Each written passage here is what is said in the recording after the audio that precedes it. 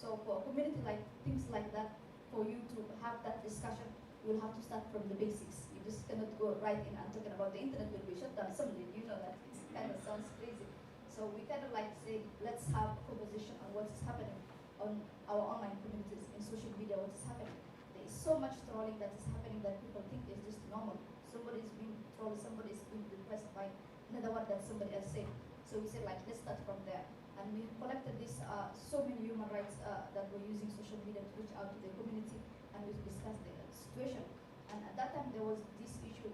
It was election time when we were just starting the organization, and we noticed that a lot of male representatives were using social media in order to get votes, but women were missing from there. So we kind of like ask, why is it that? Why is it that you're not using this space that men are using? Only to find out that they are scared that they may be trolled for using of the online community to try to gain their community support.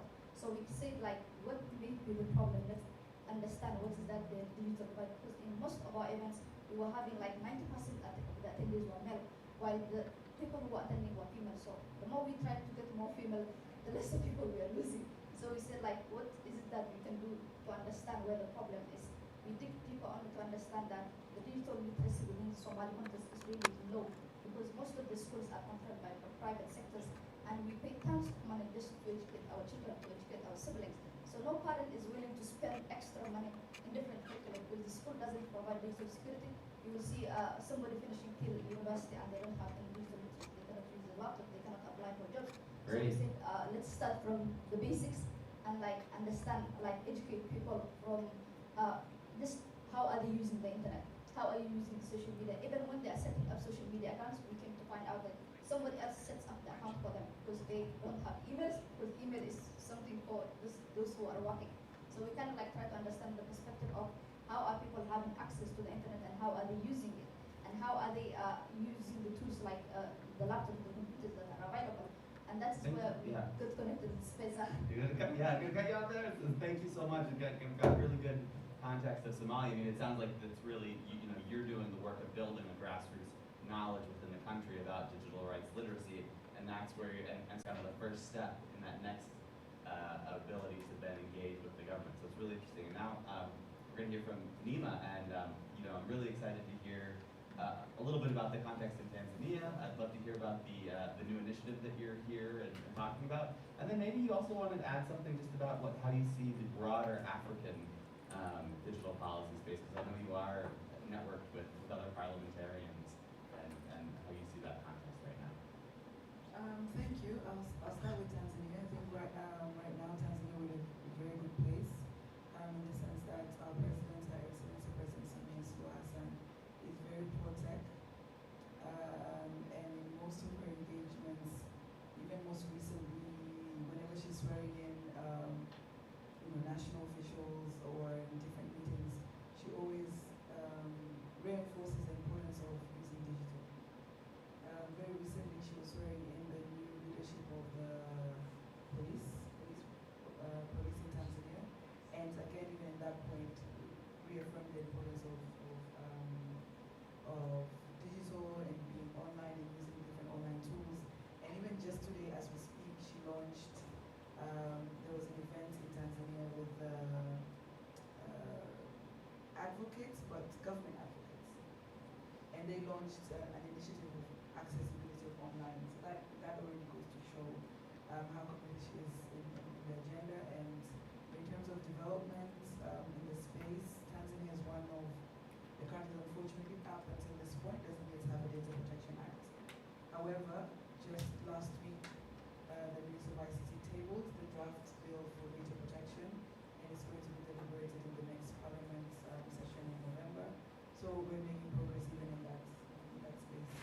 In terms of my personal initiatives in Tanzania is to, when we're talking about digital inclusion, digital connectivity, etc., I'm a big champion for rural connectivity, making sure that peripheral regions are equally connected. And there, one of the quick ways of doing that is through community networks. But our policy and legislation in the country doesn't recognize community networks as a service, but rather has bundled it together as telecoms for profit. So this is something that we're trying to advocate to see how can we contribute towards legislating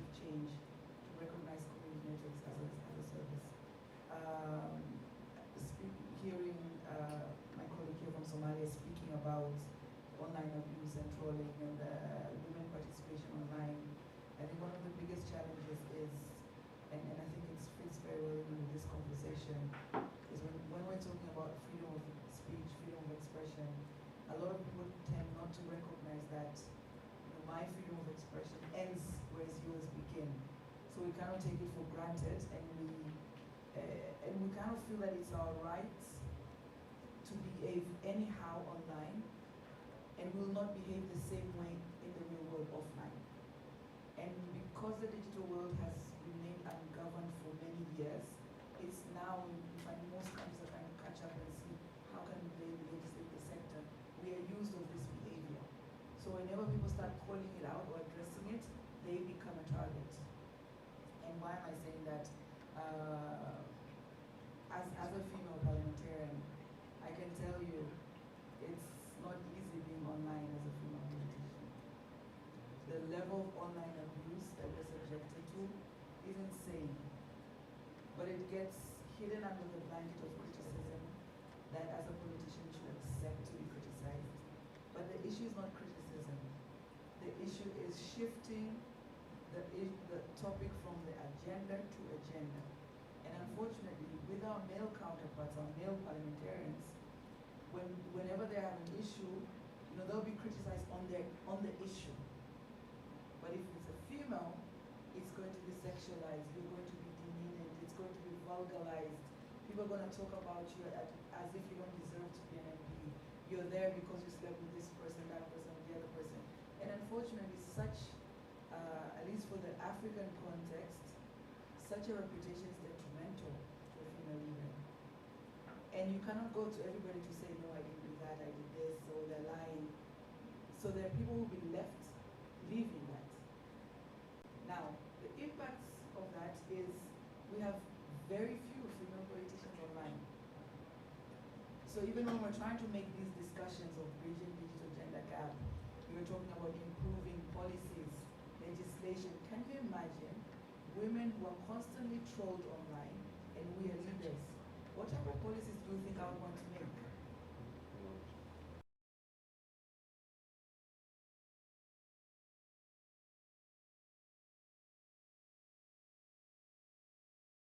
By us remaining numb on this issue of addressing it, this is the risk that we are creating.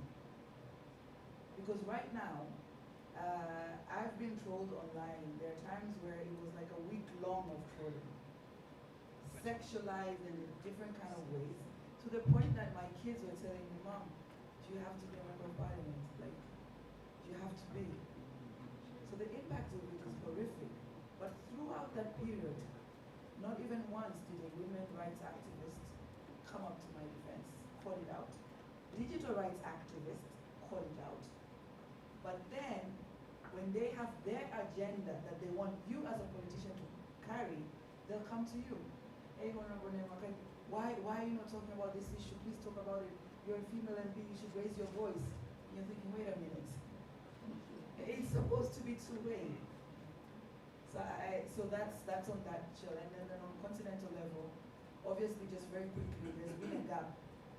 Tech sector has been developing in a silo.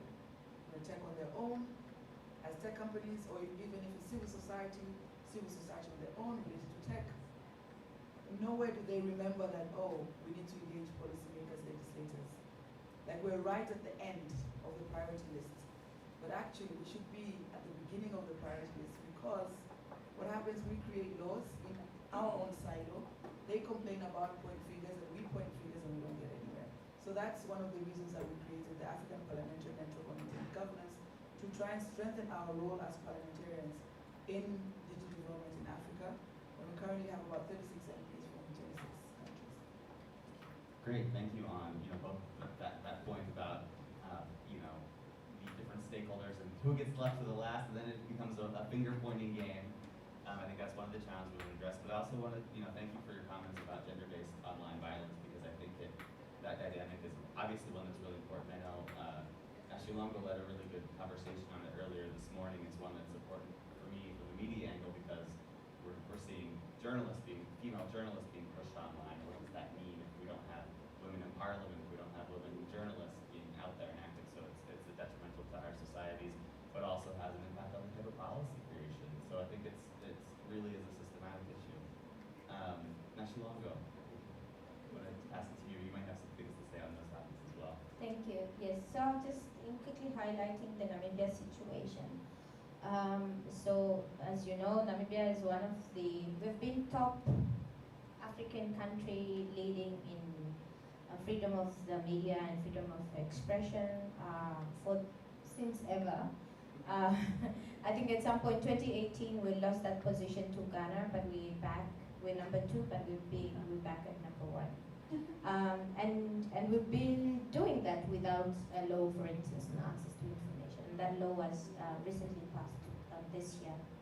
We do not have a data protection law, and we've been propagating for it for a long time. The latest on that law was last year the Cabinet Committee on Legislation sent it back for consultation and for better nuancing and wording, because the template that was used was literally used from the Council of Europe and had lacked a lot of national context. And so that has been also in a bill format for some time. And so is the cybercrime bill. For a long time it was together with the electronic transaction, and it was split 2019, and the Electronic Transaction Act was passed obviously to serve the interest of business and for commercial purposes.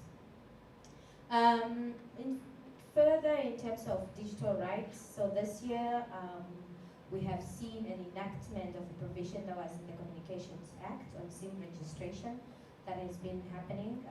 I think we become one of the very few African countries to be last in implementing that. And for a long time, civil society and the media has been raising concerns about it because of specific provisions within that law that was problematic and could be problematic for the digital rights of human rights activists, journalists, opposition politicians, just amongst others.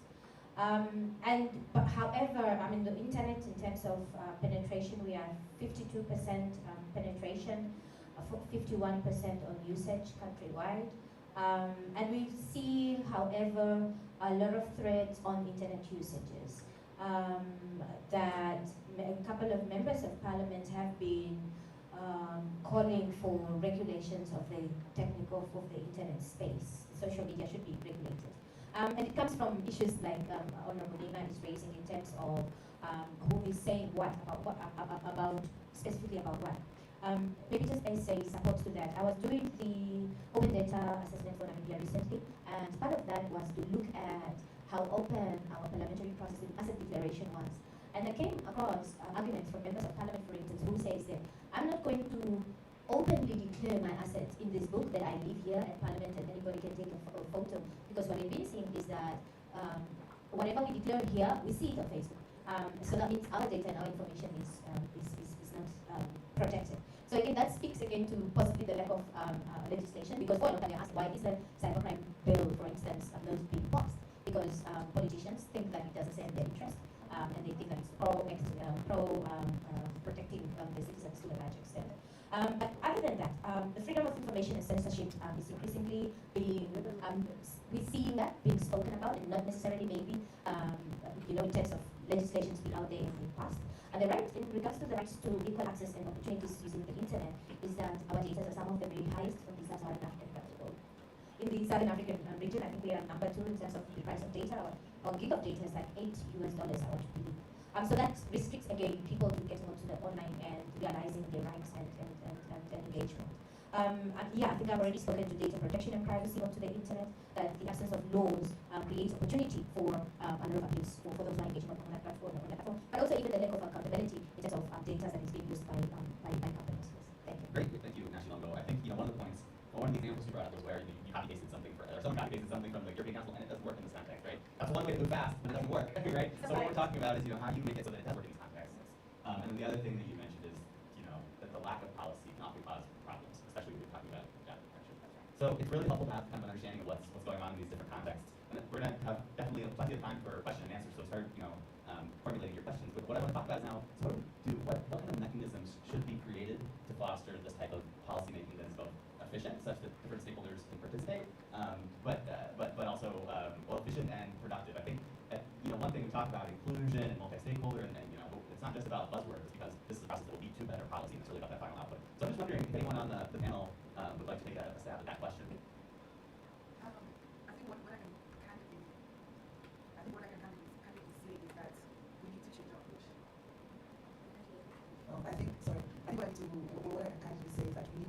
change the way in which we work together. Because at the moment it's more like us versus them, in the sense that civil society already have a, pre-made conclusion about parliamentarians. And they tend to forget that not every parliament is going to be the same. Like after every election, every parliamentarians are coming. And there is not willingness to try and scout for potential parliamentarians who can be partners in their agenda within parliaments. So it's like a blanket. They have this preconceived opinion about parliamentarians, which is negative, which is that politicians are not going to get it, issues are so complicated for them, they have no time, they have no interest, they just want perspective, etc., etc. So what does that mean? Then obviously on our end, because the way CSOs are always approaching us is from a negative point of view, naturally, we would also have a question about overlook on what are CSOs, even though they're approaching us, what is the intention, who has sent them, who has funded them, what is behind this agenda. So the first thing that I can say is we need to remove all of that and work from a partnership point of view. Because at the end of the day, everything that CSOs will say, you can scream, you can do all that you want, but if you want legislative change, you need parliamentarians. Like there is no way you're going to get to legislative change without parliamentarians. So we need to find ways to work together. But if we continue working the way we are now, I think we're going to continue having we're going to continue being in the same situation. But if we can come up with, and the final piece out is that we shouldn't be reactive. I tend to find CSOs, they will hear something is being discussed, or parliamentarians are discussing or thinking of something, they don't pick it up. They'll be complaining in their silos, then it gets passed, then they start making a lot of noise. That is one. Two, people, especially in CSOs, and I know this from a number of African countries, they don't carefully listen to the issues that are being brought in the parliaments. I have, for example, there's a time I went to try to talk about curbing obesity, to try and see can we consider introducing things like sugar tax or something like that. So he said in parliament, nobody picks it up. A year later, CSOs come into parliament saying, we want to introduce a sugar tax, can you guys support? And you're like, hang on, I literally said that last year. You guys didn't pick it up, why are you coming now? So it's like it's driven from their end, but they don't look at what are issues that parliamentarians are bringing up in the House that they can complement those efforts. We should complement our efforts, but not working in silos. I think maybe Great. Roy can add that. Yeah, I was going to ask Lloyd, because you mentioned a lot of how CSOs approach this. Paradigm Initiative, one of the great CSOs. So, what's your experience in this, and what's your experience with working with parliamentarians in Nigeria and other types of work? Yeah, so I'll try to incorporate what you said, but at the same time, I'll try to speak in defense of CSOs, why it seems as if CSOs are reactive sometimes. So first to corroborate what you said, I think one of the mistakes or pitfalls of policy from a CSO perspective is to approach policy like an angelic movement, so like devil versus angel kind of thing. The policy makers are the devil, we are the angel. And I remember we were working on the Digital Rights and Freedom Bill, and it was a bill that was drafted by CSOs, and they were looking for a member of the parliament champion on the floor of the House. And after trying to find the right person, all the people involved were the progressives, we were not showing commitment, and then we found this guy. So people tried to say, well, they belong to this political party, that party is corrupt. And I was like, you're not going to go into the parliament to go and push that, you need a parliamentarian. So we are not going to sit here to assess the morality of the parliamentarian. We are going to look for somebody who is going to be committed and who is going to make sure that this bill is presented and passed. So it's very important for us to understand the game we are in. There is a bill that wants to be passed. There is a policy that wants to be amended. The person who has the legal statutory authority to be able to effect that type of change is a member of the parliament. And it is not, we don't need pastor. We only need somebody who is statutory responsible. So as CSO, we have to be very conscious of that. But that aside, with respect to working together, why it seems as if sometimes CSOs are reactive, you have to also understand that CSOs are working on the African continent is a very challenging space to work in. Number one, in terms of resources, if you understand this, the amount of work you have to do for being an employee of CSOs in Africa, it's very difficult to catch up with a lot of things. So, for example, I used to sit down and monitor digital policy conversation by the parliament and other policymakers in Nigeria. But at some point, my responsibility increased. I didn't have the time to do all of that again. I still feel the need that work needs to be done, but then I don't have the time and I don't have anybody I can delegate to do the work. So I know that challenging part of CSOs. So sometimes, until probably there is resources and probably you get not that was something is happening, you need to work on it. That's I think that they are reacting and all that. But it would be great, as a matter of fact, to have a consistent way of monitoring policy development and be able to contribute on the go and all of that. So talking in terms of our experience of how we were able to successfully work with parliamentarians in Nigeria, so what we did was we identified the fact that as a stakeholder in an ecosystem, our whole role is to say this is what we want, and then there are the other guys who can make it happen. And then our job is to find a meeting point by inviting them to our meetings. I remember the guy who sponsored the Digital Rights and Freedom Bill, the guy committed to sponsor the bill. We are inviting him for a forum like this, and he was there, he was really excited, and I made an open promise and said, I will make sure the bill is ready to from the parliament. So we're not into that.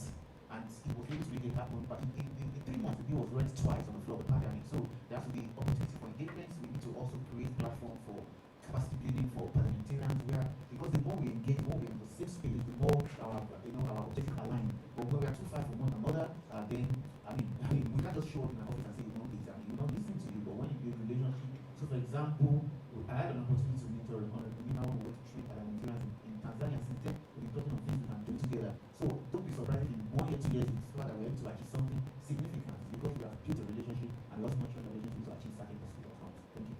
Great, thank you. And yeah, I'm going to go to National real quick, because I think National, you, especially from your experience with this panel that was created by the president of Namibia, you could talk a little bit about that and respond to both these comments, which are really interesting about this.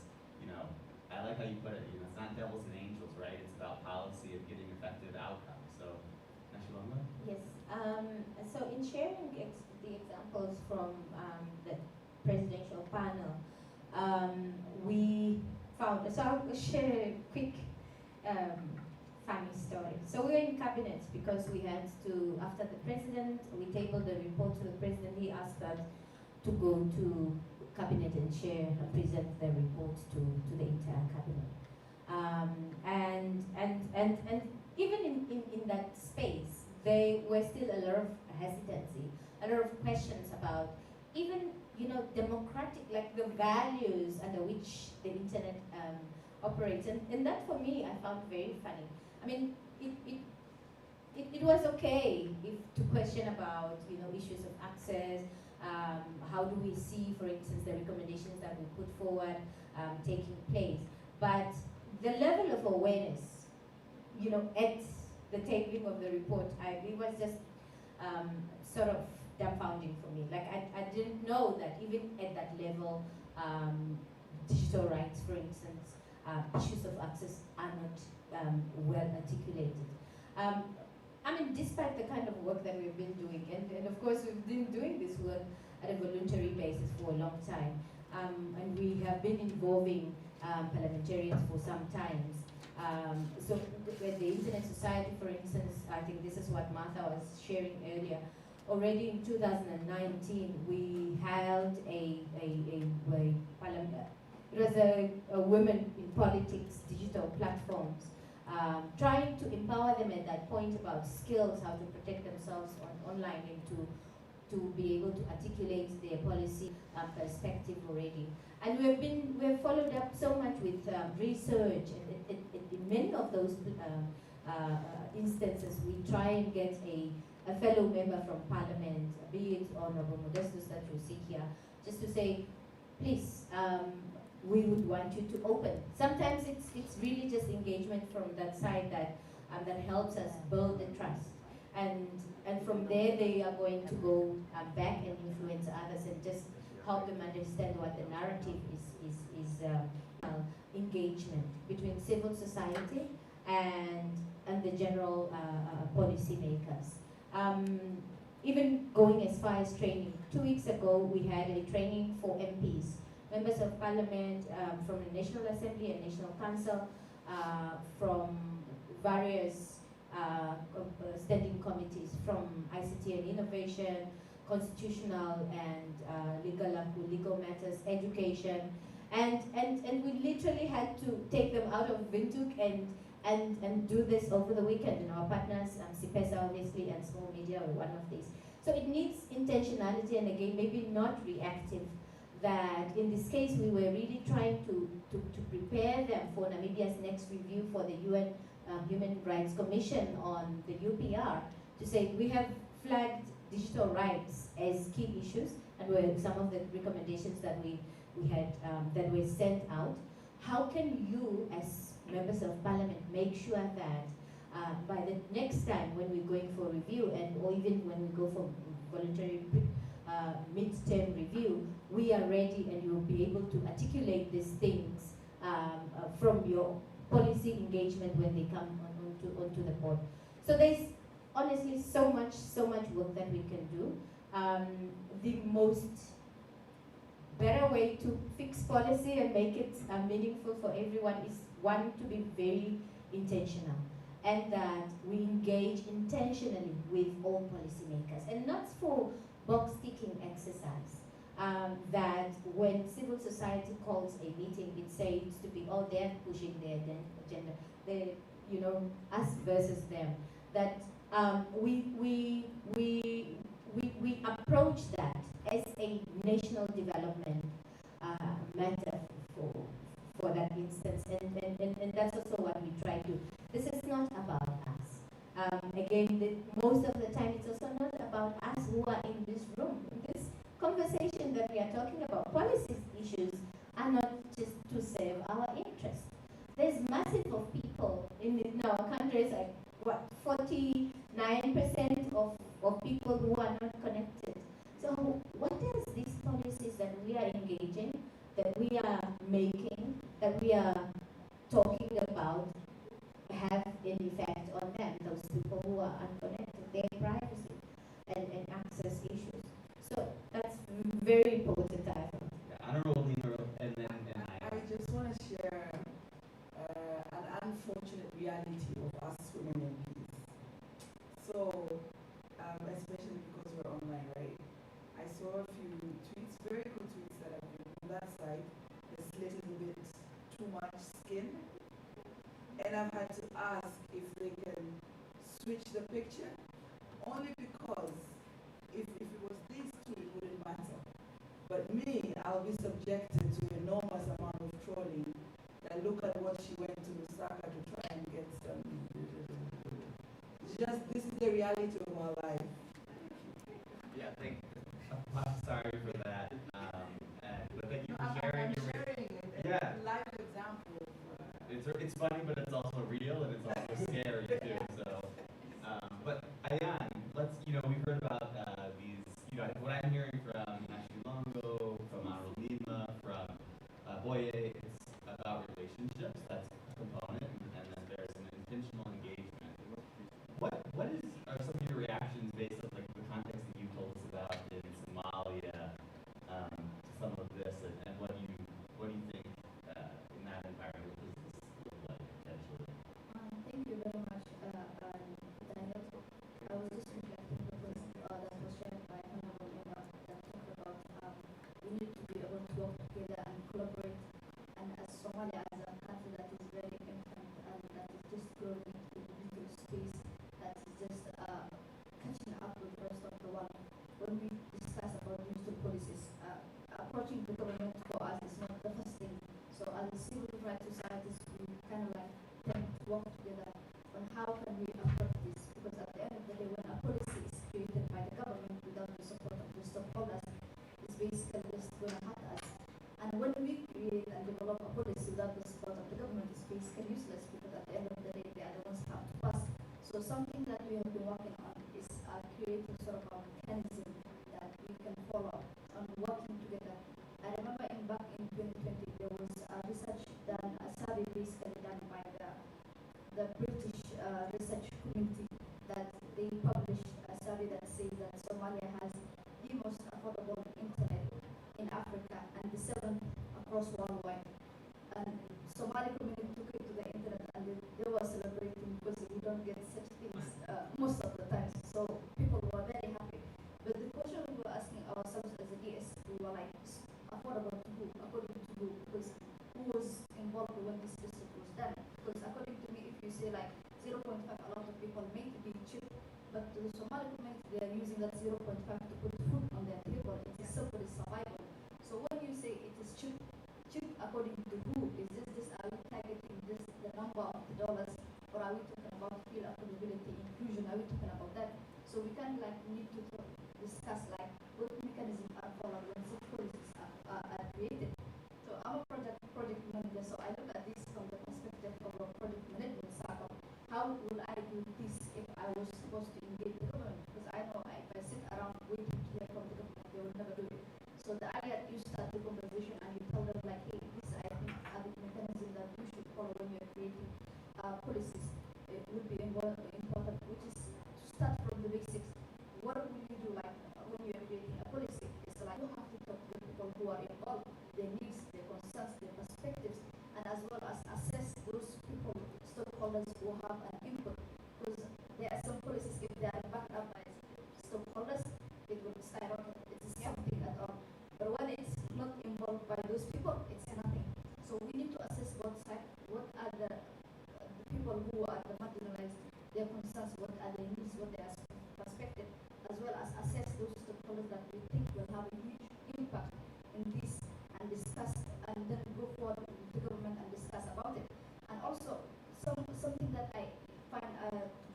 problem is sometimes when we talk about stakeholder engagement, we say like, yeah, so and so are engaged, but who is so and so?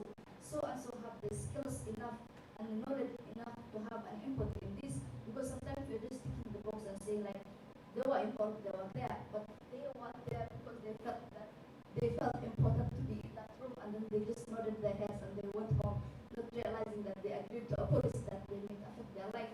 So when we talk about stakeholder engagement, we should really target to those stakeholders who have the skills, and if they don't have the skills, the priority should be to build up their skills before even going forward with the policies. So as a digital charter, that's the perspective we actually look at it from. Great, no, thank you. That's really interesting. And something you said reminded me of a story I heard yesterday from it's a Southern African civil society organization. They were saying it was about this kind of tick box, just to tick the box. They were saying, the government might come to them at like 8 p.m. on a Sunday night with like a packet of things like, oh, we want to discuss this policy. The meeting is tomorrow at 8 a.m. We'll expect you to like give us your thoughts, right? And so what they were saying is then they're in this bind, right? How can you do that without, it's too much to go. But then if you don't go, so if you go and say nothing, oh, they approved it. But if you don't go, well then we invited you, that's a really interesting challenge. I want to just follow up really quickly with you about, you said we're talking about when certain stakeholders get involved, it moves forward. Are there particular stakeholders that you're thinking of?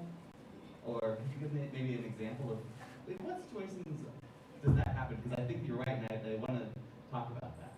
I think the perfect example I will give this is when we were starting this conversation at Digital Charter, we were not having the support of the community. They were like, come on, if you start this conversation, it's going to ruin our life. It's better if you do not talk about anything internet, because the government will pick and just like start it from there, and then they will think like, whenever there's a problem, we should just shut down the internet. So they were like, let's not have this conversation. They were avoiding. So we said like, let's start with our friends. We invite them. We have these talks. Even the friends were like, no, I love my internet. I don't want to be without it. So we kind of like had to think differently. So we said like, we need to go really aim bigger, because we said like, let's go for the government. Let's see what the government has to say. It's either they will shut down our organization. It's like when we met with the Minister of Communication, he was really supportive and he was glad that there's actually an organization that's working on this. And then he was like, I think we should collaborate and we should invite us to our events. From the moment he showed up to the event, everybody was interested. People were coming, people were showing, and they were like, if the government is supporting, it's actually something. So something in between happened. The government was transitioning, and then things were changed, and then we lose that connection with the Minister of Communication. And then we said like, we need to do different, because if we lose that, we lose the community that we're supporting. Even though the community at the time they were actually like opening their eyes and they were aware of the problem that is happening. So we said like, we need to target differently, because the only way to attack someone is through the government, which at the same time the problem is the government. So we said like, in order to get the support of the telecommunication, let's target for the Prime Minister. If the Prime Minister shows up to our event, we will have the ministry coming. So like, the more we have a different bigger stakeholder in your connection, the better the chances that you have that people will actually listen to what you have to say. Great. No, that's really, really interesting. And actually, I want to come back to you not too long ago, because you mentioned some important stakeholders too that often can drive or get things moving. And because I was also thinking, a great example of how getting high-level visibility from government, and in your case, ION, was able to break a logjam and get even other civil society engaged because they knew that something was possible. But Nashalamba, I was wondering if you could talk, and then this will be open up to the rest of the panel as well, is the role of the business community, and maybe even specifically the tech community. Because you talked a little bit about the influencers who were able to get some kind of financial changes related to digital payments because of the challenges that the pandemic created. So I was wondering if you wanted to respond to Ayan and ask about and respond to that as well. So in terms of the kind of stakeholders that are get more listened to and get things very easily compared to the civil society, we think the banking sector. When the banks speak, and because obviously they possibly have already made the banking regulator, which would be the Bank of listen to them, things work so easily for them. And again, that's because they sort of work in a very silent manner, but also because maybe government look at finance as just what it is, and run by managed people, and not necessarily considering the people on the sidelines or people who uses the systems. That was the case with the electronic transaction. I've just made reference how for a long time the electronic transaction and cyber bill has been in consultation for so long, and there was no consensus being reached until the banking sector or the finance sector decide we are going to split this bill and we need to pass the electronic transaction part of it because we have to because of fintech. And I think what it also recognizes is obviously things like e-signatures and things like that. So yes, so that's one sector that gets listened to.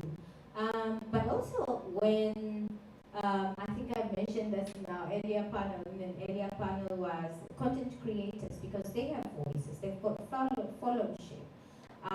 When they speak, policymakers, the regulators also get to listen. And so is the academia to a certain extent. And I didn't reflect that the panel that I was part of was largely made out of the academic community, our two VCs and a pro-VC on research and innovation from one of the university, and myself, and an economist, and somebody from the private sector as well. So I think when there are stakeholders that we would not know what the reason is, when they speak, the policy processes respond. But also, the nature of civil society within the African continent has always been very antagonizing, right? And that is because, again, it's that us versus them. And perhaps from that angle, civil society has not always been enjoying the benefits that is being accorded to other to the other sectors. And then I don't know if I've answered to a certain extent the issues of business. So when we were doing the assessment, the national assessment of the 4IR,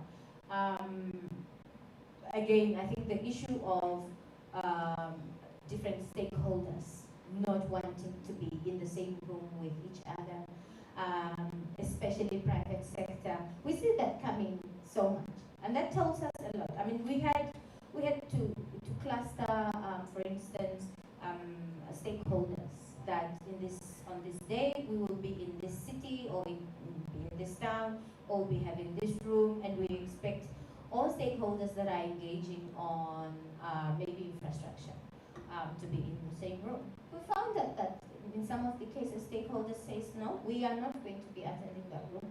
In fact, you can come to our office and you can come and consult us directly. So there's so many of those challenges, right? Especially the business sector. One, because trust issues, right? And also intelligence, I want to believe. I don't know. When I'm in the same room and we are sharing my strategy, and you are going to be listening, and that becomes challenging to a certain extent. So there's those many issues. And like I was reflecting on earlier, that private sector, the business community, is really easy to part with money to support causes, to support us. When we've always been having engagement, especially on internet governance, and we would go reach out to a private sector, they would be happy to part with $50,000 Namibian and say, oh yeah, you can have this session, and support yourself. But to be involved in the policy processes, that has always been our challenge. No, that's really interesting too, right? You said the private sector obviously has funds. Sounds like they're willing to give you funds, but getting them to actually engage is really the challenge. I want to pass it to Oye now about the private sector, business, but also maybe even tech companies, because I think that tech companies are an important player. I mean, obviously we've seen with the Twitter shutdown in Nigeria, we have civil society, we have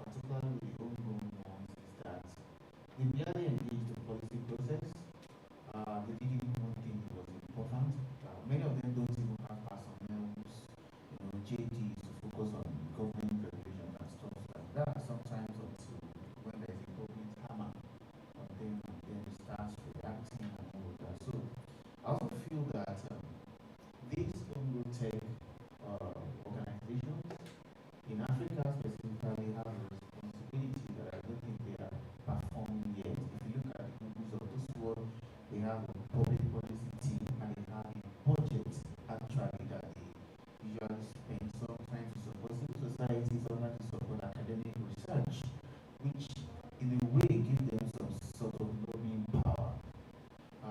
That is what we have not seen on the continent. I mean, a couple of companies, tech companies that were started up from Africa, in terms of what are talking about dollars, I mean, billions of dollars, and I feel like they also have a duty to shape or to contribute to shaping the policy environment. So I think number one, it's very important for those companies to be very conscious of that responsibility, create offices for a policy person or a government relation person who is able to engage not just with government but also with civil society, other stakeholders who are shaping the or who are responsible towards shaping the policy environment. I think that's going to help the ecosystem. But then also if you look at the big companies, the big tech now, the big players. So someone was saying a couple of days ago that there is a big problem in terms of how they engage in most part of the world. So when this company started off, the Facebook, the Twitter, they would say, oh, our platform is to give power to people, to allow you to express yourself. But now, if you look at what the language they speak right now, is that just make your laws as a country and we abide by it. So it's like they are willing to apply any rules that is applicable in each one. In other words, they are not trying to shape what are the best values anymore. They're just trying to comply or apply to any laws that exist. So in that case, I think that I need big tech to ask them that there are foundational principles on which we are built, and you need to stick to that. And it is not just to say that we comply with any rules that is made by any country. It is to say that these are the values that we stand for, and let it be clear. And that's where society, our responsibility of partner accountability also comes in, to say this is what needs to be done. Then finally, the final point I want to make about the role and responsibility of the private sector is also to say that private sector sometimes, even the big tech, they recognize the role of civil society and the relevance of society in this conversation. But I have seen what has been more like it's supposed to be a win-win, relationship. Sometimes I feel there are some instances that I've seen that it's almost like this company use civil society to promote their agenda, right? They don't care about how this company survive. They put a lot of burden on you. For example, when Twitter was suspended in Nigeria, civil societies were the one going to court. They were the one pushing back and all of that. Twitter was simply going behind to negotiate with the government and all of that. So the relationship cannot be abusive. The relationship has to be mutually beneficial. You have to recognize the value of society, both when you are in crisis and when you are not in crisis. Invest in building the capacity of the civil society so that they can engage better on those issues. Great, thank you so much. This is Amriette in a session yesterday was talking about, we were talking about internet governance. And one of the things that she said, Amriette Houston from, I think ABC, and she said, we shouldn't underestimate the value of national spaces for doing these things and regional spaces. But one of the things that you mentioned made me think, you're right, there's been this transition from these big tech companies to being, global values, global norms, and wanting to promote them around the world. And they have kind of gone to we'll just abide by the rules of the countries that we're operating in. And I think that just makes this conversation even more important, because it's at this level now where these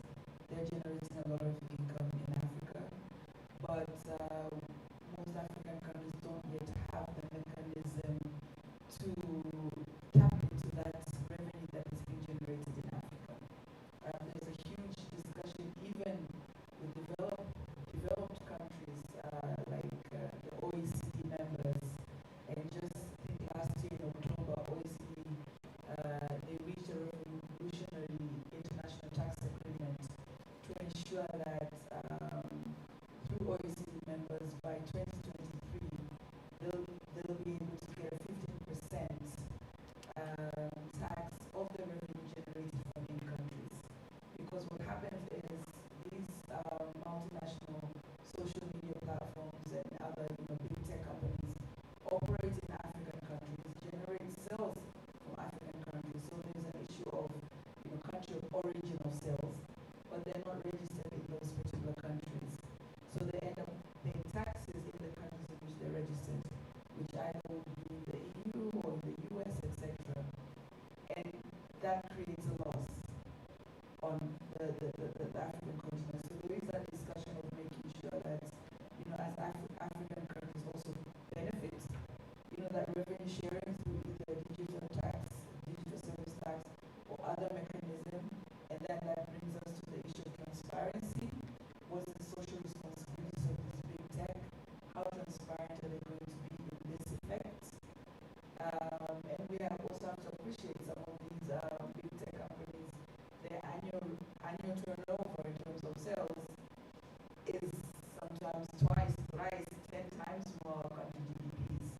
So there's also that side of in terms of they come in with the money power and sometimes tend to feel that they're superior, but in actual fact, together as a continent, we need to come together and make sure that we can ask for this revenue sharing, because Africa is a big continent. It's a big market for them. And if we put our foot down, I'm sure that there's going to be clarity on revenue sharing. Thank you. And then we'll come back to Nashilongo, and then I promise.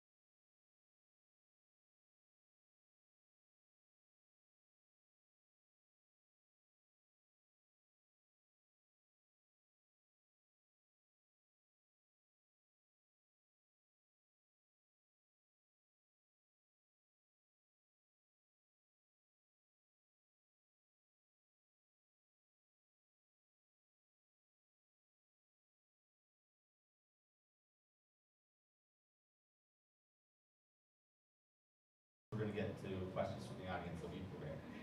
I will just be brief about it. Just to mention it, technology operates in a world in a space that is shaped by decision making. So in a way, by policymakers, they need to open doors to technologies. But the funny thing is, as much as technology is growing and is advancing, there is less space whereby public policy work is appreciated or is funded. And for those that exist are either underfunded. There isn't projects that really focus on public policy. There isn't fellowships. There isn't universities that work on this. So in a way, for the technologies to work with policies, there has to exist fellowships or projects that really focus on serving public policies. And also another thing is power needs to open sort of the door to technology, and technology needs to sort of like come together, working with power. So something that I noticed when we are as Africans or as Somalis is we select, in the case of Somalia, we select our representatives, we do not elect them yet. So we select people to represent us who have no knowledge of digital literacy, and in this era, for our representative to not have knowledge in this, it's sort of like we are failing ourselves too. So when we are talking about technology, we should actually look at the people that we are selecting or the people that we are electing. Do they have knowledge in this field? And if they do not, do they have people in that field or in their team that really focus on technology, that really focus on policy, whereby a synergy of technologists and policymakers can come together? Great, thank you. Ashley Longo? Thank you. I also wanted to add to what Honorable Nima and my colleagues actually, even Boyd, has raised in terms of the big tech. We're seeing increasingly that big tech officials, because obviously there are few centralized countries, when they come into the country, they want to engage in closed door engagement with government. This is also something that Henriette had raised yesterday to say, it seems like government and even big tech don't care for our souls and what we do on their platform. It's like, for them, it's their business, it's their interest first.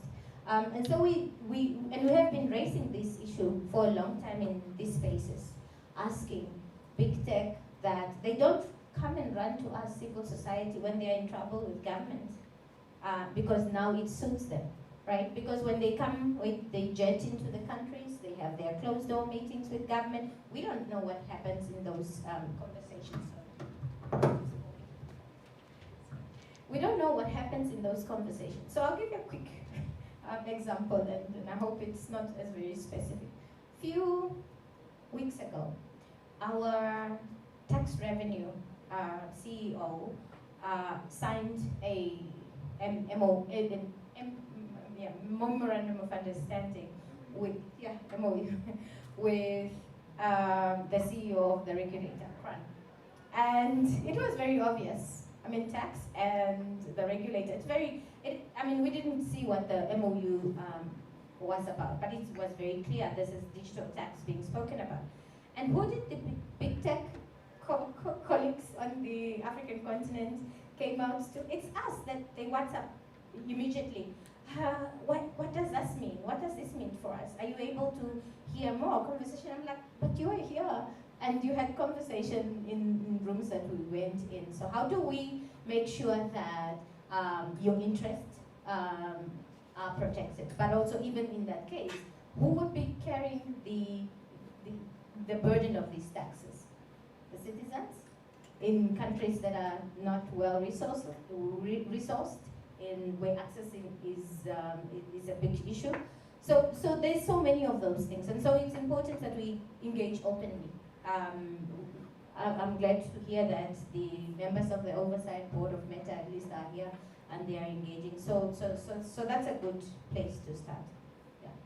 No, great, thanks. Yeah, so it's like they want their privacy when they think everything's good. As soon as things go bad, they come to the digital rights CSOs like yourself asking for help, even though they kind of locked you out.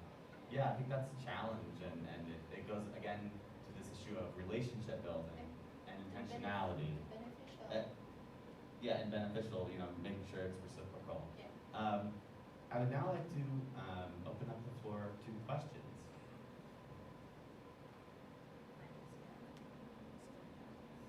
Who would like to make the first question?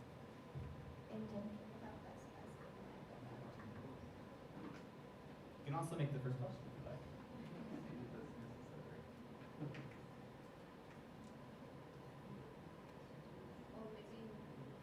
I mean, it was an all-star panel, so I think they were just excellent. But I'm sure. We have a really diverse set of expertise here, so I'm sure that there's a question out there. Or maybe if someone wants to share a perspective from their country, talking about this challenge of how we, work on digital policy collectively, making sure that different stakeholders, especially ones that are typically not represented, are heard. If anyone has a comment or a story.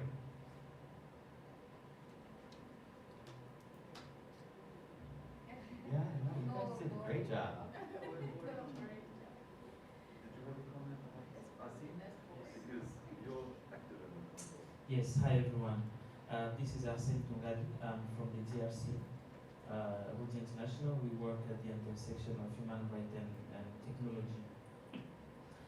The issue of bringing together, all stakeholders, as we call it in the internet governance sphere, like at the same level, is always an issue. And I don't know about other countries, but in my country, it's not easy actually to have everyone at the same table to discuss public policy issues or even the development of tech or ICTs in the country. Most of the times you see civil society are the ones who are always ready, to come and sit. And some who are the most reluctant includes the government and some in the private sector. I don't know, probably for obvious reasons, but this has always been a challenge for us. Is when we, for instance, convene those intergovernance meetings, or when we want a specific issue to be dealt with in a multi-stakeholder way. So it's always not easy to bring all those, I would say, the government, the private sector, the academia, civil society, and anybody else. So I don't know what you guys do in your own countries, or what others do in their own countries, on making sure everyone is on board whenever it's time to discuss and deal with public policy issues, and where the voices of everyone is needed. I will finish by this issue of internet shutdowns has happened in my country a number of times. And most of the times, as civil society activists or digital rights activists, we would have loved, for such a decision to not be taken in a unilateral way. I don't know whether that's an English word. Forgive my English, I'm a French speaker. But you find that such decisions are being taken by just the government, although the impacts is general. The best way, in my view, would have been, although sometimes the government will say, no, we can't bring everyone on board when we want to make a decision that is linked to national security or things like that. But I think the best way would have been to have at least the views of different stakeholders on if that actually is the right thing to do at that specific time, or if there is any other way, of reaching the same objective without using that way they are choosing. So, I hope this is helpful somehow. Thank you very much. Your English is excellent. I think this is a really good question that I know we have some responses to, because it's, I think the first question is really about intentionality. We've talked about how you have to build relationships and get on the same page, but how do we do that? How as a CSO, do you make sure that yours align as a parliamentarian? That can be a challenge, so it's not an easy fix. And then I think the second question is a really good one as well. Internet shutdowns. We know that they're happening. We know that they're happening in the continent, and they're a challenge, right? Yep. And they're, in general, a human rights violation. So I think both of those questions, Boye, did you want to take a first stab at that? Yeah, so I think first, there are also, we have to recognize that the countries on the continent are different from one another in terms of how open they are. Some countries are more democratic than the others, and that also defines sometimes what is possible. But I also like to say that there is no better person to figure out how to best achieve those outcomes than you that's working in that jurisdiction. Because at the end of the day, you are the one that understands the system, the culture, and how to get what you want to get. So let me give you an example. Even for some of the countries where we're having some success stories around engagement with parliamentarians, nothing is assured. There are times when you still want them in the room and they don't show up, right?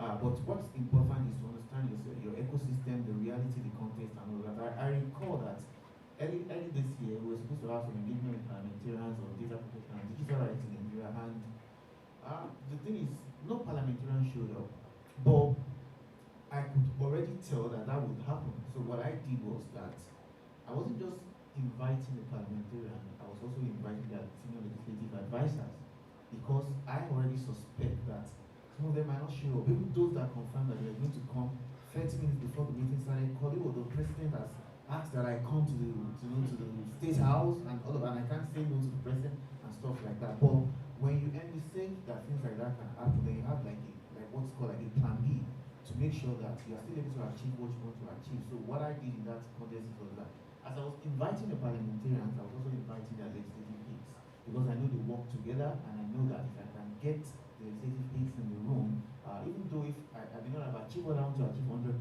but 50%, that's still something I can go home with. Another thing is sometimes there are certain opportunities that exist but we are not aware of because we already have certain perception about the lack of willingness of these stakeholders to engage with us. So, for example, there is a saying that we say that if you're not invited to the table, you can bring your own chair to the table. Saying that you can actually create your own table and then bring everybody to the table, right? So the point is that there is a lot of opportunity within the context of digital policy, and what we found out is that nobody has the answers yet, not even the global north. Everybody's just trying to figure out those issues. So we are all learners at the end of the day. So instead of expecting that things should be done certain way, you can actually be the one to create the standard. And that explains the kind of what we're trying to do with the NDI right now, to kind of say this is how we should go about it.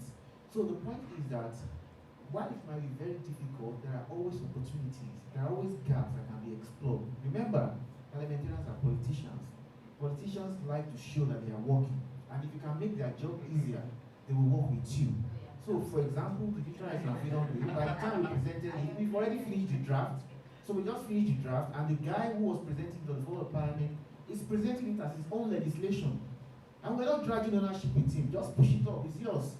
So there are those opportunities that can always be, the gaps that can be leveraged. And I think what makes any kind of negotiation work, whether you're talking about policy or even business, is about what you are bringing to the table. So as long as you bring value to the table, you will get the audience or some of the people you need to have in the room with you. So sometimes let it not look as if we are saying, please come, we just want you to come. No, we want to help you. Every country I've been to on the continent, when I have an opportunity to speak to a policymaker, I don't go there to say, honorable minister or honorable chairman or honorable parliamentarian, we want you to do this for us. No, I say, what I always tell them is that there is a way we can help you. We can help you do this. And when you are offering value, they are more interested in talking to you.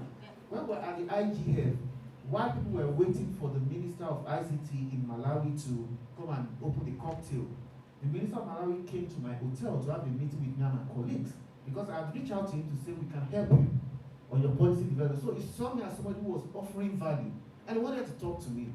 So we need to go with that mindset. And we have a lot of expertise. We engage at the highest level of internet governance. We have friends, partners who are also supporting our work and all of that. So let's bring this expertise together and let's offer it as value and say, because trust me, every country in Africa are trying to figure out how to address misinformation, hate speech, gender-based violence, all those issues. So they need answers. They need people who can offer value. And if we make ourselves that person, I'm very sure we can get them to the table. Honorable Nima, am I right? You are right, I agree.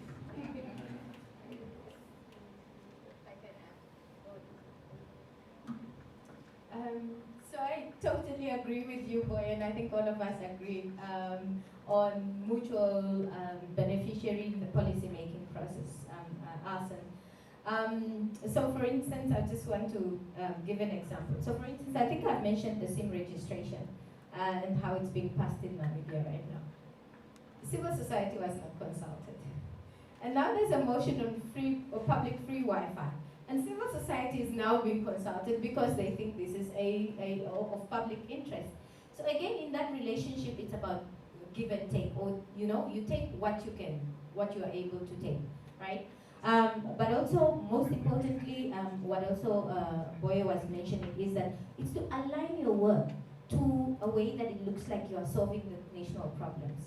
You have to understand what the national development goals look like.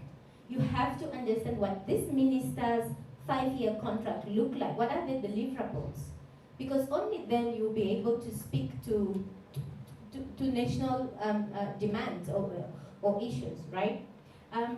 Again, on responding to the NRI, so the national IGF processes and how representative they are, we have the same challenges, right? So our Internet Governance Forum was a making of a cabinet decision, right? So cabinet decided we have to pass this because it was an international requirement from SADC and from the AU and just from the ITU processes, right?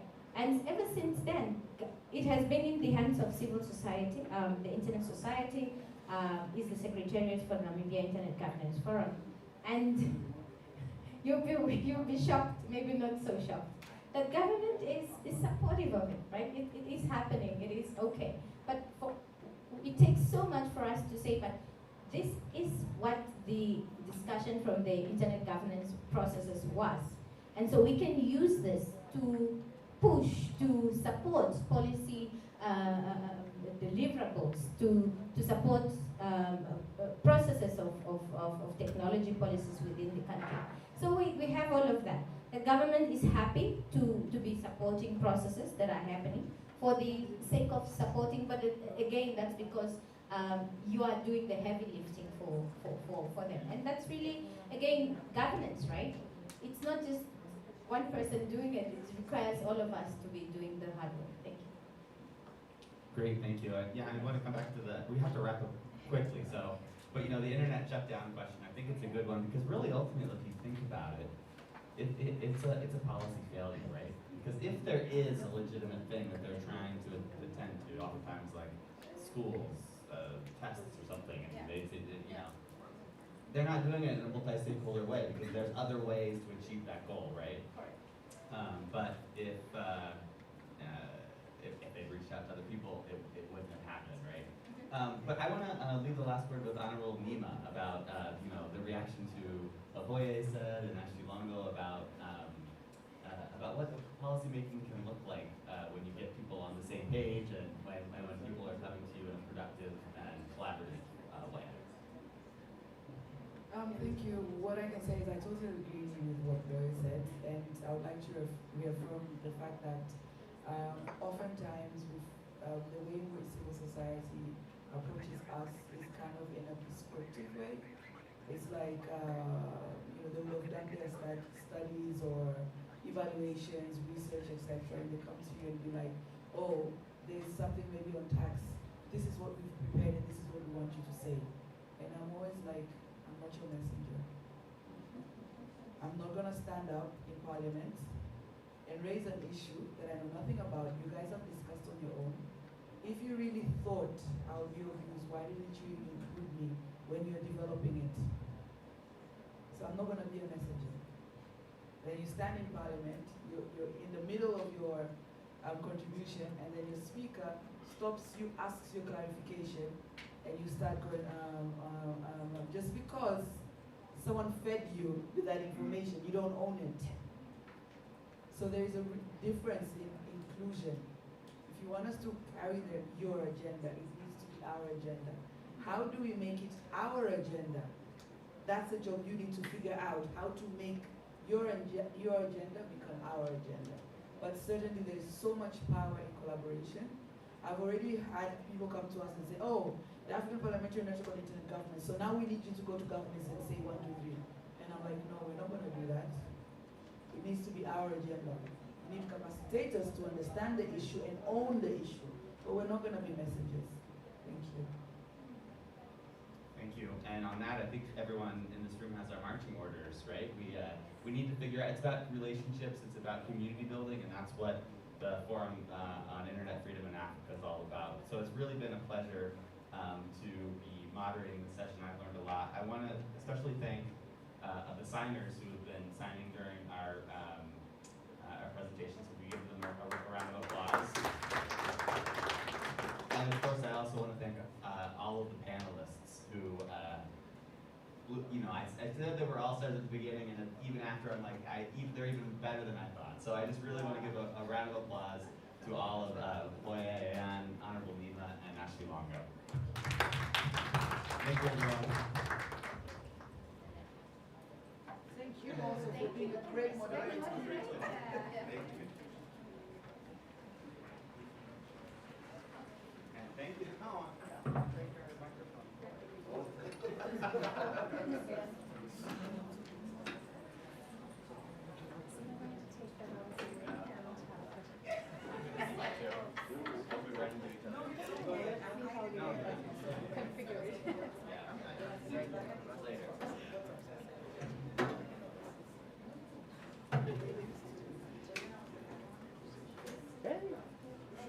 I just want to congratulate you. That was really great. I know. Yeah. telling my wife, it's not really the same like I know when you get excited, you just want to get it all out. You want to share everything I when you just travel. don't You want want to to say. then I had to tell myself, nobody in the same language.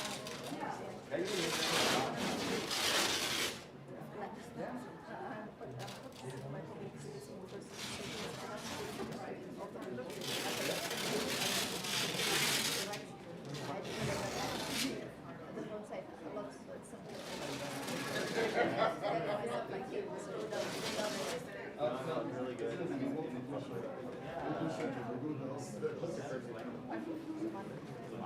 so you're doing it in a second language, or maybe third, I don't know, you know, the.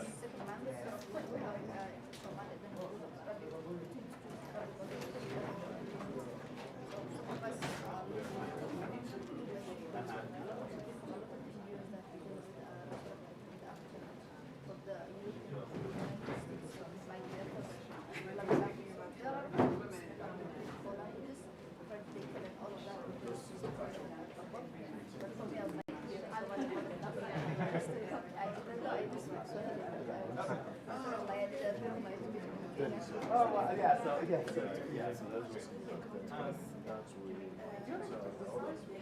I know I'm contacting you, but you know, I like to have the new start.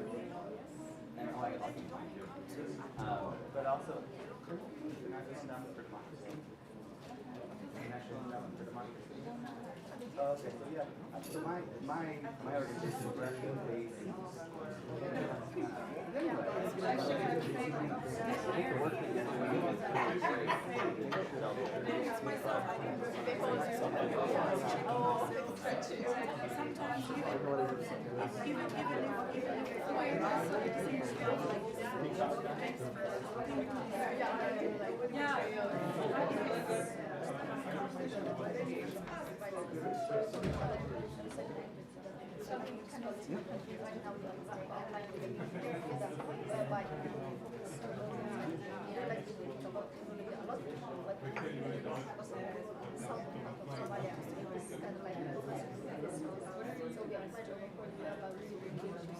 Students who are in university working in the center, basically they don't get a job because employment side, like how can we do job creation and sector, make sure that these students who are graduating, if I see like some students that is like that, I have a job out like my end goal is to get a job. So like if we apply for this program, we should be able to get students who are in the research sector and in the policy at the same time working on the rural areas and making sure like how are you using the internet, how are they connecting to the world. Because we see a lot of people doing things that are done in the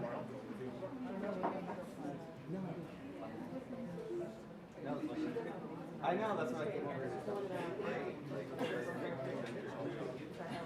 and thank you as well. Really appreciate your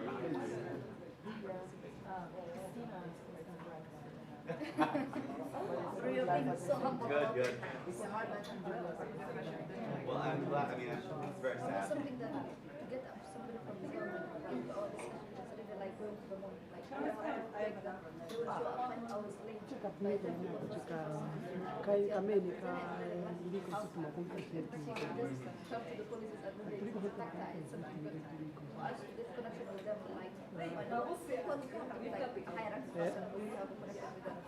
From the parliament.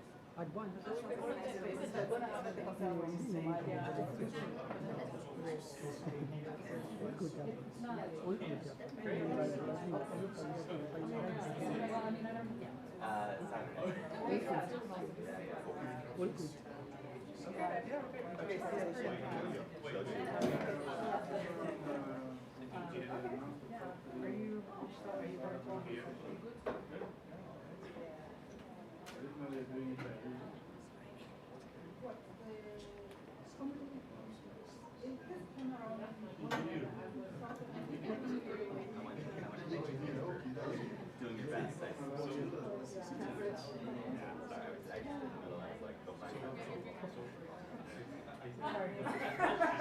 yeah, so, but I really appreciate you actually.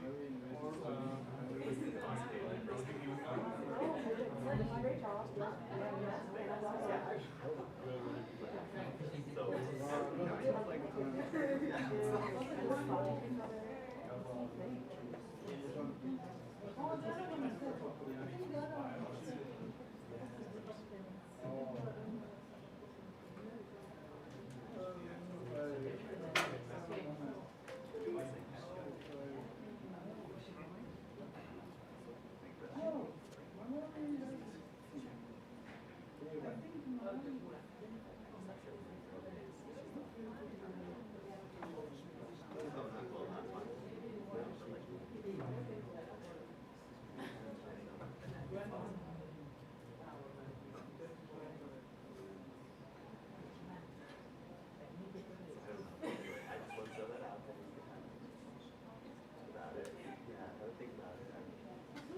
You say it's okay, then it's okay. So it's like you're our leader.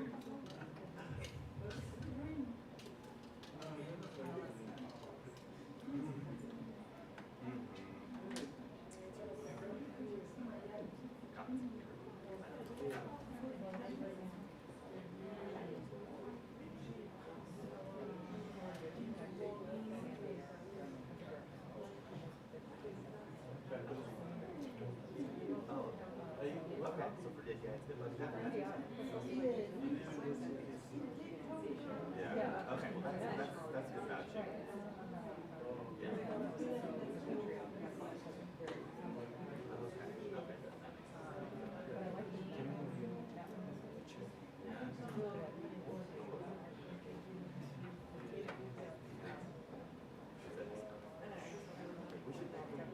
Good evening, ladies and gentlemen.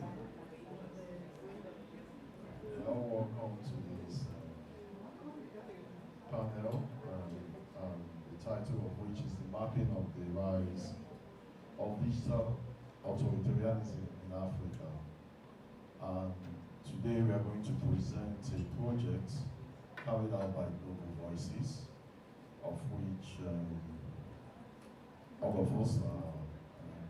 Global Voices is a community of activists, academics, translators, and also advocates around the world. And precisely what we are going to look at today is the rise of digital authoritarianism in Africa.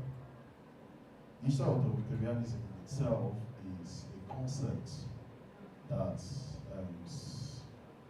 increasingly in our days and times has become a little bit problematic. It's problematic just as the authoritarian media theory itself, the 19th century model based on the 4 theories of the press, over time became archaic and out of use, precisely because it was modeled using the then political systems that were prevalent in the world in the post-Cold War era.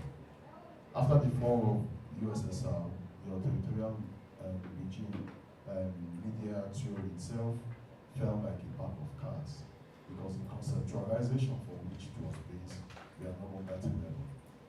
Increasingly across Africa, actually throughout the world, we have seen governments making use of tyrannical tactics to emasculate digital media. And yet, there is a little bit of uncertainty on what exactly, on how to explain this concept. Because when digital authoritarianism started, it was precisely, more or less identified with tyrannical governments in states that we are not democratic. And that's the whole concept of that Rebecca McKinnon used, one of the co-founders of Global Voices on Digital Summit, which was what was promoted by China then. Consequently, we've seen now that digital authoritarianism as a concept has evolved beyond tyrannical governments and is now being used by democratic governments and even non-state actors. And today, with me to present this project that Global Voices Advocacy, which is the advocacy arm of Global Voices. We started a project in 2002. Is Seguri Nakulima. She's she's a researcher with Global Voices. You're welcome. And also, Kateb Ahmed is the country researcher for Advocacy Voices in Sudan. And with him as well is Zai Chinawa, also the country researcher at Global Voices for Zimbabwe. I am Mwatiku Emonike. I'm the Sub-Saharan Africa head of Global Voices. I'm the senior lecturer at the School of Media and Communication at Advocacy University. So, without much ado, I will give the mic to Sindua to take us first to explain what this project is all about, and especially the methodology. And afterwards, I will invite my colleagues Qatar and Kozai to speak concretely on the political processes in Sudan and Zimbabwe. Thank you much. Like much said, I'm Sindhu. I'm the research manager of Advocacy. We're a group of people who emerged out of the enthusiasm that many of us have for the internet as a space of incredible rights, but then we increasingly also realize that it's also a space where your rights can really get trampled down upon. And that's where this concept of digital authoritarianism stems from. So I know it's the end of the day, but just a quick question to all of you here. How many of you would say that in whichever country that you call home, you think there is a presence of digital authoritarianism? Can we just get a show of hands? The way that you understand it. Okay, so I was less than half the room. That's very promising. So I'm going to take you through this project that we have called the Unfreedom Monitor. We're very proud of ourselves for coming up with that title, but it is a project that works across multiple countries. That's doing essentially what it says in the name, which is tracking acts of digital authoritarianism. We've picked 20 countries, and I'll tell you which ones in just a bit. But the reason we picked these is because we wanted to go beyond the usual suspects. So can you just throw out a couple of names as to who you think the usual suspects might be? China, yes. Iran, yes. Russia, did someone say Russia? Yes, okay. So we actually do not have two of those three countries, but we have 20 others, and including Russia. And we are looking at this through a theoretical framework that was actually developed in large part by the director of Advocacy, Manjala Nicola. And she and the team is that what we're essentially saying, and I think most of you in this room would agree, is that most acts of digital authoritarianism fall within 4 thematic areas. One is data, so it's data governance and surveillance, privacy. The other is information, so think misinformation, influence campaigns on social media. The other is access, when you stifle my right to access the internet, or when you throttle my bandwidth, it falls under this category.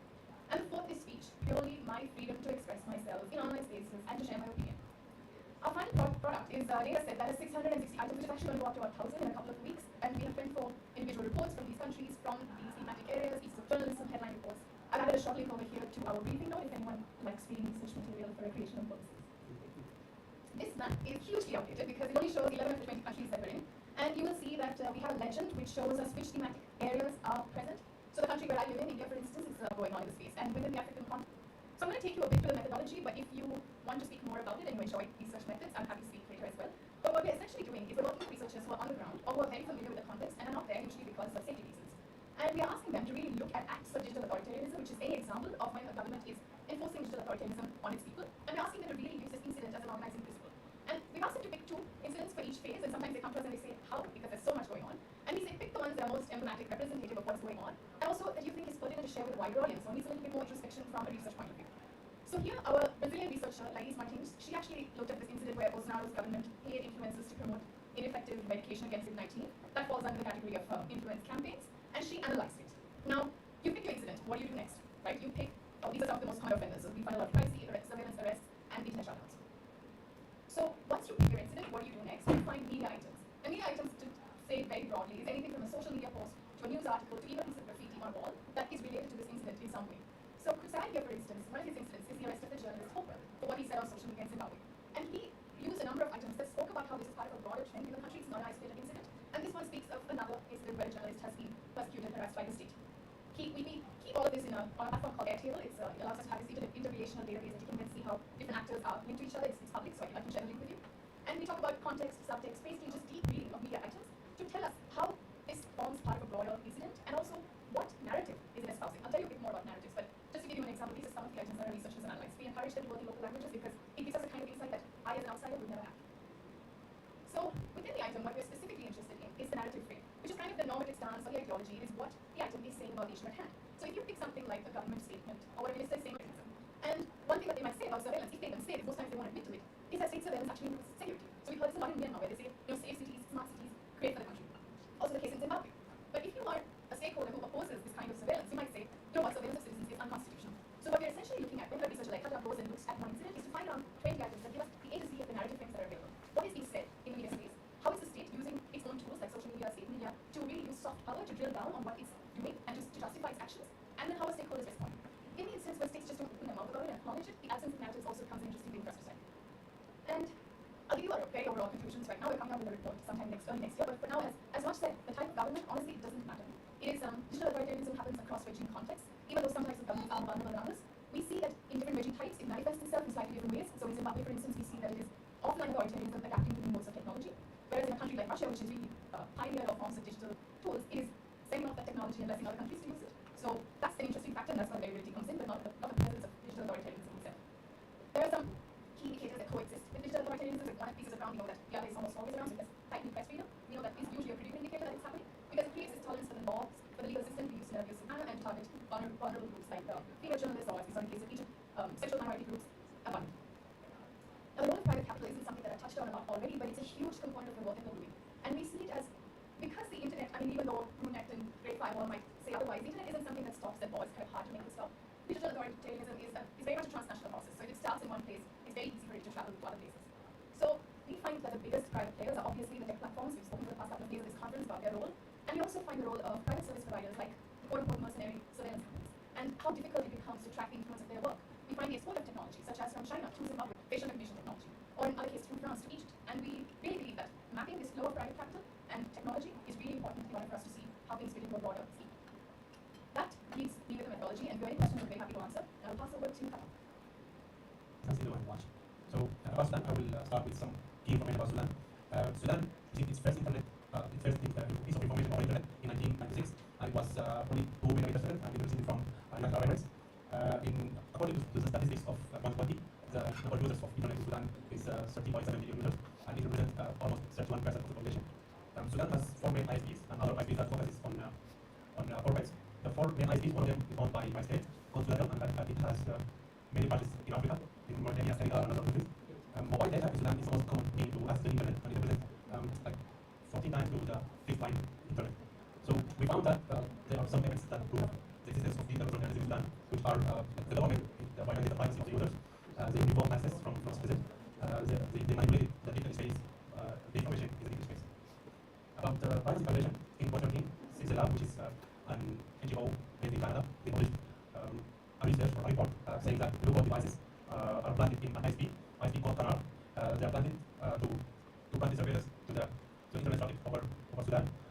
The same institution, they published another report in 2014 saying that an Italian company called Hacking Team, they sold a software to the Sudanese government to practice censorship to all citizens. And this software can let the government to spy on all internet users without whether, even if they are outside Sudan. And it's working with one-click technology.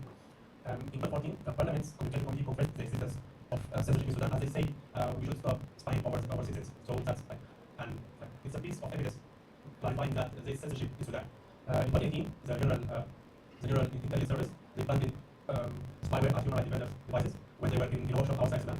So they have like an offline terrorism, they have a spy between the human rights defenders and the spy uses digital terrorism by planting spyware in their devices. In 2021, after the coup of October 2021, the military officers in Khartoum International Airport, they inspected the traveler response to know if they documented any human rights violation because they were protesting against the coup. About remote access, the government practiced content removal.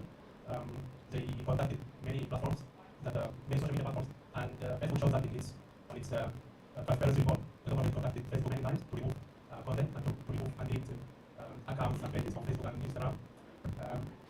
The government in Sudan also they blocked social media several times. In 2010, during elections, the government shut down or they blocked YouTube because a video showed that it proved that there is election fraud in Sudan. And in 2018, they blocked Facebook, Instagram, Twitter, WhatsApp, and Telegram during protests. And in 2019, after the massacre of Khartoum, where the military killed more than 100 protesters, they shut down the internet. And after restoring the internet, they blocked social media. And in 2021, after the coup, they shut down the internet again. And after restoring the internet, they blocked social media.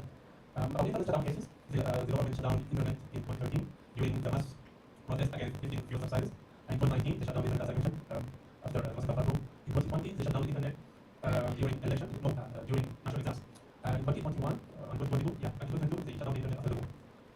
About information manipulation, the ARP Spring started in 2011, and then the government started monitoring the situation in Egypt and Tunis, and they knew that the power of social media and internet in the political context. So they created a new department in the National Intelligence Service that called Cyber Jihad Department, or Cyber Jihad. This department is aimed, they were to manipulate the information on social media and other platforms. Also, the rights of forces, they are apparently good, that they have documented human rights violation in Darfur region, Western Sudan. They have bad regulation. So some reports, some reports talk about publishing disinformation over social media to watch their bad reputation. About regional independence, there is the European of Sudan. It's unique because it's in Africa and it's one of the Arabs region. And it's between Ethiopia and Egypt, we know they are a kind of conflict between these countries. And Sudan has a war already where Russia needs to build a naval base there. So we found that there is a disappearance from human rights and Egypt. And after publishing the research, unfortunately, I found that Ethiopia also has interference with Sudan. About international interference, we know that Russia has interference with several African countries. In 2019 and 2022, several reports about the Russian interference in Sudan's data space, especially Stanford Internet Observatory and Meta Transparency Report. So we found that the founders and motives of leaders in Sudan are the view of accountability, because most of our political leaders has a kind of political crime, so they don't want to be accountable. That's why they practice legal federalism. Also, we found that protecting private company interest is leading those leaders to practice legal federalism. There are other motives such as financial motives. It's important to know that Sudan is ruled by Islamist party since 2019. So they're promoting their own ideology, and they manipulate the public space and the legal space by saying that other parties are representing the community. So and that representing the cyber jihad unit. So they call it cyber jihad, like a powerful jihad, but in the online space, in the cyber space. We are losing power in another motive because they think that if they lose the power, they will be accountable. So that's one of the motives. And the last motive is protecting the existence of original allies. So in 2017, the Austrians are again to Russia and the Putin. At that time, Sudan was under US sanctions and under the USA of countries that supported terrorism. So and also the president was the ICC international criminal court issued an argument against him. So he allied with Russia to protect him, and then Russia is practicing disinformation Islam. They are spreading disinformation Islam to protect their partnership with Sudan. So the methods that used for human are we found that technology is one of the methods. Absolutely. So we found that a topic called global identity, they solve letters to analyze Islam and they to participate or in different topic. Also we found logistic, which is was solved by Hagi company, the American team. The government paid more than 900,000 euros for this for all lines. One license means for user rights for 6 months, and this is the invoice for the first. About the methods, another methods are bad laws. So the government in Sudan is using and enacting laws for its own interest. So a law such as right to access to information, it was enacted in 2015, and it's either they didn't work with it until now. But even if it was working, it mentioned it against bad articles such as the law public decision to make to get information, and also it mentioned that it categorized information to many categories, mentioning that there are some information that the citizens don't have the right to access, describing it as sensitive data. Other law is cybercrime law, and we know that most of African countries are using cybercrime law to use it against activists and opposition. So the people in Sudan the people in Sudan have many responses to digital federalism. So during internet and telecommunication shutdown, when I say telecommunication shutdown, I mean that there is no any means of communication that runs in the country. During the coup of October 2021, the government tried to shut down the internet, so they called the interiors to shut down the internet, and they rejected that. So the regular guys they went to data centers and they simply power off all data centers. So there is no means of communication in the country. So the people they practice a kind of opposition to these practices. They try to use they use methods such as when the internet when the technology came out without internet, they used SMS with a kind of encrypted SMS to what does the SMS contain. Also, I mentioned that the security officers they inspected the phones and equipment device of the travelers in Khartoum International Airport. So after that, some industry experts they published some advices to on how to secure your devices from physical inspection. So the government also they track the online activities such as when a journalist or activist write something. So the activists started writing anonymously to avoid arresting them.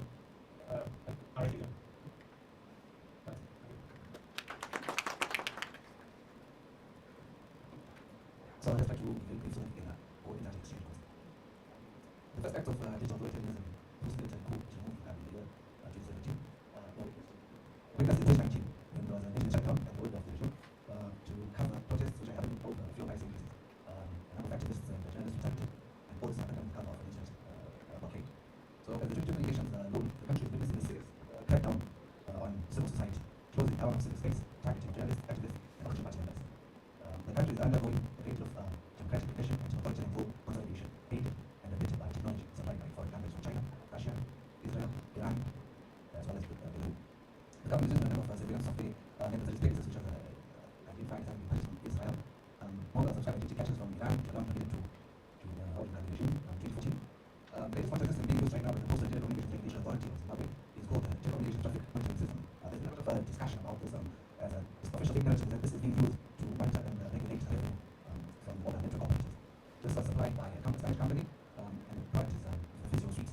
We don't know the extent to which products we purchased within the suite, but there is a subcategory called Physio SIM, which identifies where a targeted person is, their conversation on the phone, and can remotely activate or deactivate the person's SIM card, targeted person's SIM card. We were witnessing CCTV rollout by Big Vision, which a Chinese company. Big Vision has a very bad human rights record, targeting most of the population in China. So these cameras have been rolled out in areas that are more problematic for the regime, where protests in America.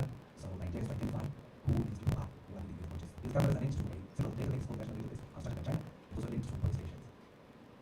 Mobile network operator upgrades are being done courtesy of Huawei. I think we all know that it's done in a number of countries due to the existence of software, little boxes and backdoors which impede payments. Huawei doesn't care about credit, and probably they won't come. There's another arrangement with another Chinese company called Cloud Technology. There's a current biometric voter registration study ongoing right now, where all data is being captured and stored in China. The idea is to train Chinese companies' algorithms to identify counterfeit drones, which will give the Chinese company and the Chinese suppliers of biometric technology a cutting edge of the world market. So millions of people's personal data is being harvested and stored in China right now through the ongoing biometric voter registration exercise for next year.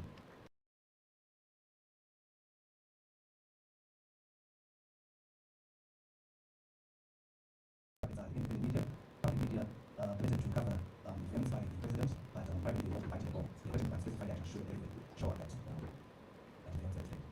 There is a battle for control of narrative space between government and the private media, and this is now currently manifesting itself in physical assaults, arbitrary arrests, detention, and weaponization of the law.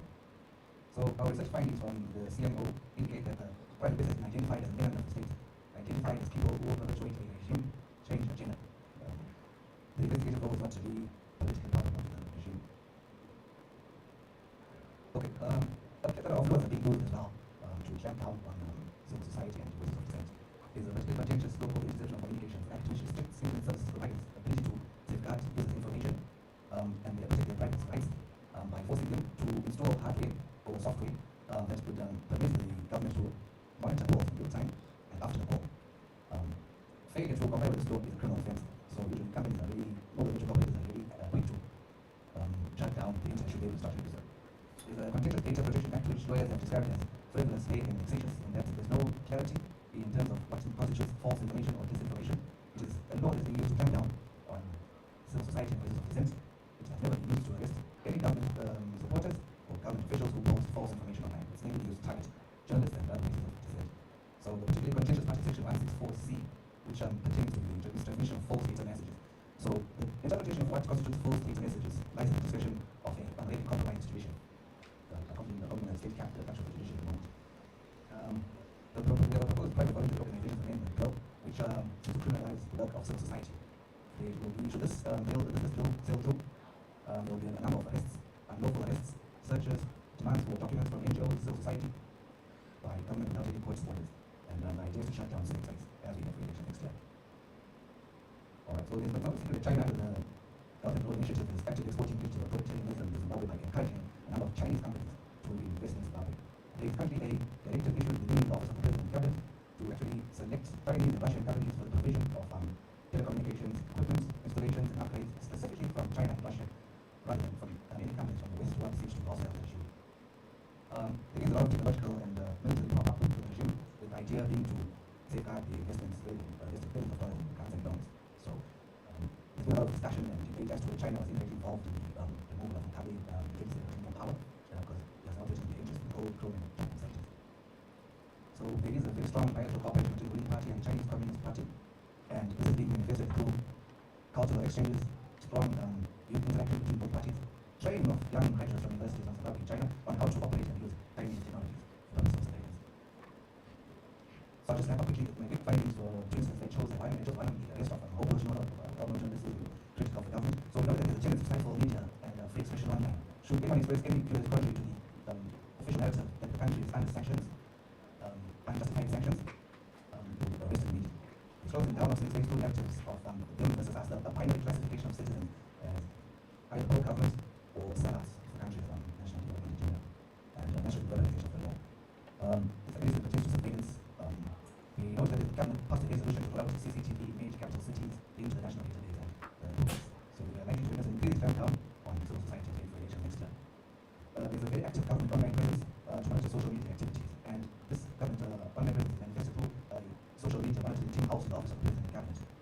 job is to monitor what people are saying on Twitter, Facebook, as far as the president is concerned. Thank you. So just a little plug for us that you're always looking for partners. We're hiring right now for researcher in Kenya. I have my email as well as long as you like with company policies, so you can write to me or you can speak with our researchers. Thank you. Okay, great. Thanks a lot. Really, Kataba, Zai. So, that one is now open for questions. Sure. Good afternoon. Thank you very much for that presentation. My name is Risa from Community Action. I would like to find out what you do or you're doing with the information that you've gathered from the research and the monitoring activities that you have done, especially in Zimbabwe where the elections are set to happen next year, and also Sudan. Thank you very much.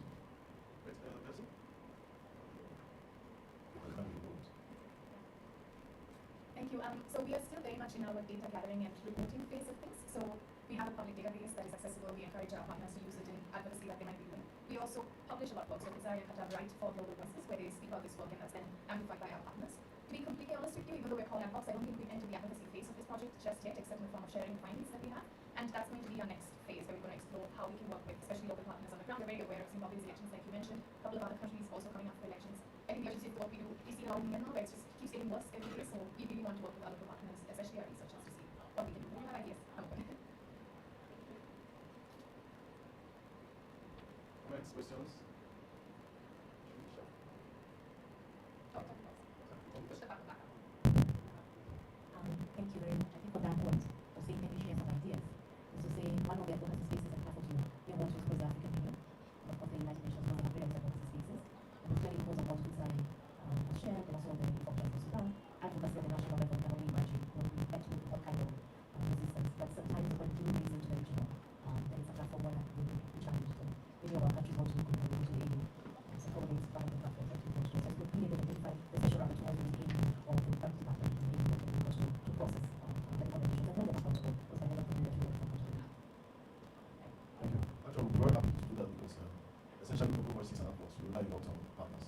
In as much as most of this is pure research based, and that's one capacity we're trying to build in trying to monitor and analyze media coverage spaces. But the advocacy part, as she has said, we will need the information. So that's which will translate from the post that Zai and Kanal and other researchers have written and published. So that is something that you might grow up and value.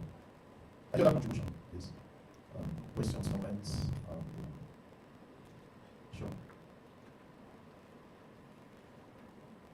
Hi, I'm from the National Democratic Institute in Stanford. I really saw your report when it came out, and I've been following your work. We're working a lot in elections and looking at methodologies, particularly to develop new ways of working on election observation, also supporting particularly civil society partners during elections processes. So I wonder if, based on this research, you're thinking about developing guidance there, or if there might be some possibility for collaboration around those kinds of initiatives. So I think that's something we're trying to plan for in terms of providing advice to both our monitors and other partners, who be domestic monitors or other international observers, thinking about some of these considerations for shutdowns and online monitoring surveillance, particularly in closing spaces. So curious on your perspective there and the role of elections in particular. I think right now, so especially with Zimbabwe, we've had 2 phases of the project and we feel like we've achieved considerable depth with it. We would like to create policy recommendations and also recommendations to the government leading up to elections, especially in anticipation of things like internet shutdowns or when they're campaigning. We want to release, in as much as I think Sari was just telling me recently, it seems like a foregone conclusion as to who's going to win, but we still want to use that culture of campaigning to alert people of the rights that they have, what they should be doing with their elected officials or newly elected officials, and we're planning a bunch of output in those spaces. And we're going to look at each country individually and figure out, Zimbabwe actually a priority for us in this space. And we're open to any collaborations that we think would be useful. Great. You have some questions? Perhaps? Okay. Thank you. This is not related to research per se, but to you as researchers. I'd like to know whether you've had any threats or to you while you were doing research or after your reports have been published